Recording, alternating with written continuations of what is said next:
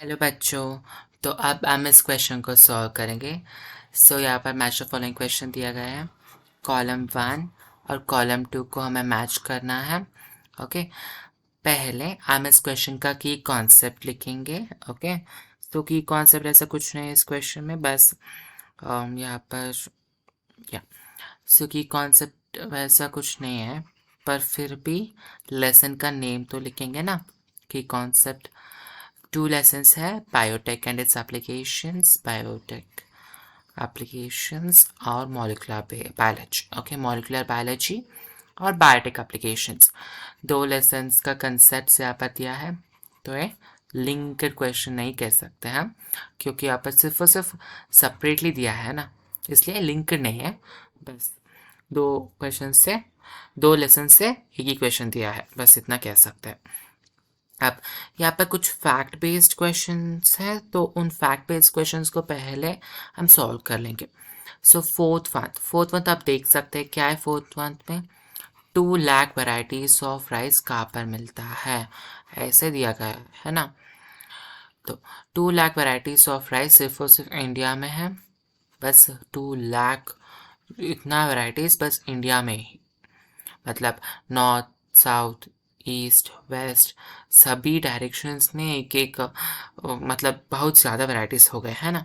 क्योंकि अगर आप नॉर्थ में जाओगे तो आपको बासमती राइस बहुत प्रोमिनेंटली मिलेगा, अगर आप साउथ में जाओगे तो वहाँ पर छोटे छोटे ग्रेन्स के राइस मिलेंगे, ईस्ट में जाएंगे तो भी वहाँ पर असम जो भी आप जाओगे वहाँ पर भी आपको different different types of rice मिलेंगे। तो इतना स्टैटिक नहीं है, इंडिया तो बहुत डाइवर्स कंट्री है ना, तो बहुत ज़्यादा मिलेगा यहाँ पर। राइस होगा, वीट होगा, बहुत ज़्यादा वैराइटीज़ है इंडिया में, जो भी आप चाहो वैरायटी है। इसलिए हम इंडिया को सब कॉन्टिनेंट भी बोलते हैं ना। क्योंकि क्यों सब कॉन्टिनेंट बोलते हैं हम इंडिया को, क्योंकि यहाँ पर इतना ज़्यादा वैराइटीज़ है, जैसे एक कॉन्टिनेंट ही बन जाए, इसलिए सब कॉन्टिनेंट कहते हैं। Just for general information I told this. Next third one आप देख सकते हैं, थर्ड वन तो इजी है। जीन थेरेपी का डेफिनेशन। ओके, जीन थेरेपी मतलब क्या, हम जीन्स को इंस्टॉल करके अगर किसी एक व्यक्ति में अगर जीन्स काम नहीं कर रहे हैं तो हम किसी दूसरे व्यक्ति से उन्हीं जीन्स को रिप्लेस करेंगे, उसको ही हम क्या कहते हैं, जीन थेरेपी। तो effort to fix the functional gene, मतलब किसी एक व्यक्ति में अगर नॉन फंक्शनल जीन होगा तो उसमें हम एक फंक्शनल जीन को फिक्स करेंगे ना, उसको ही हम क्या कहते हैं, जीन थेरेपी।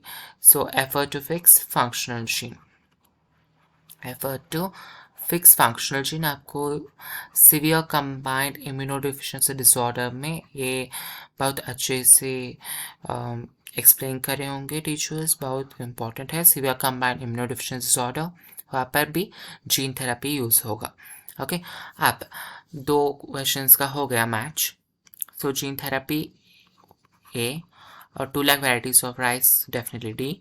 अब डीएनए प्रोब और डीएनए लाइब्रेरी दोनों के बारे में मैं थोड़ा ज़्यादा एक्सप्लेन करना चाहता हूँ, क्योंकि ये इतना अच्छे से नहीं दिया है एनसीईआरटी में, इसलिए पहले डीएनए प्रोब।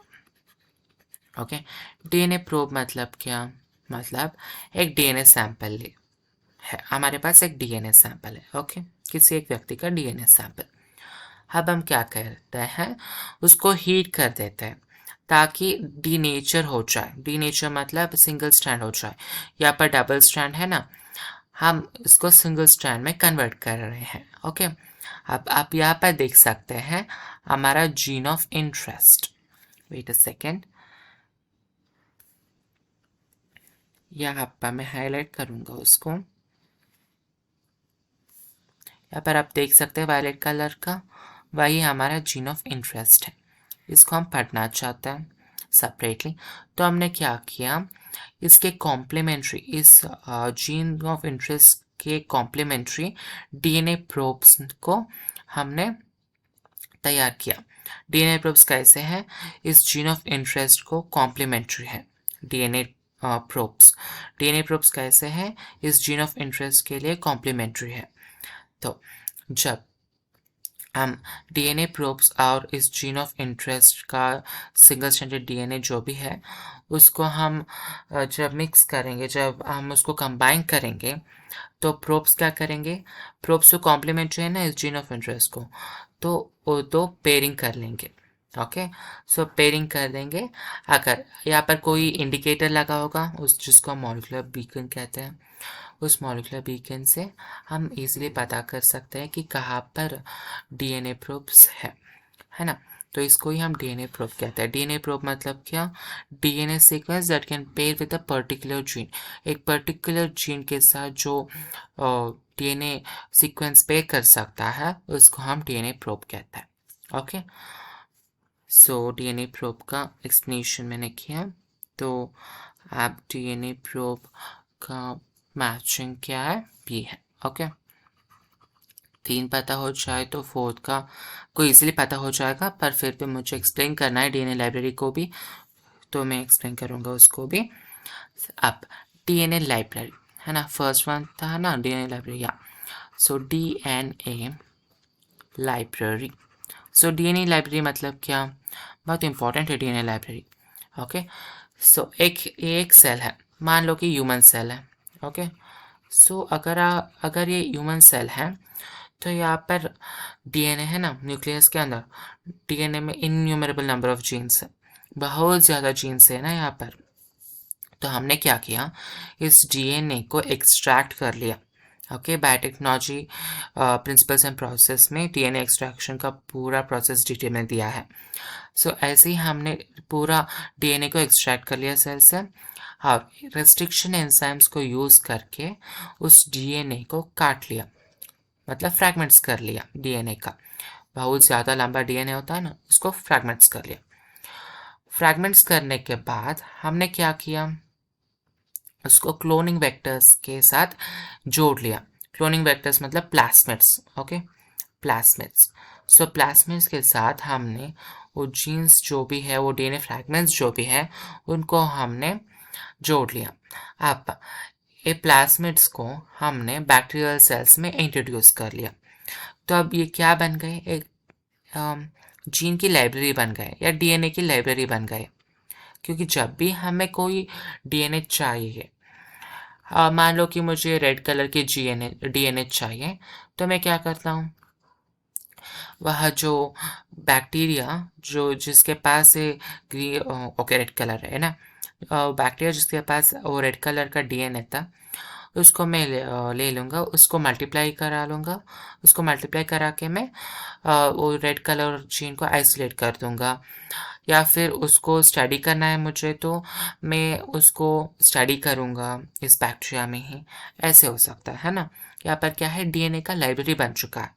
इन बैक्टीरियाओं से हम क्या बनाए, डीएनए का लाइब्रेरी, जो ह्यूमन का डीएनए है उसका लाइब्रेरी बना चुके हैं। इसको हम क्या कहते हैं, डीएनए लाइब्रेरी। ओके, तो let's tick the option now.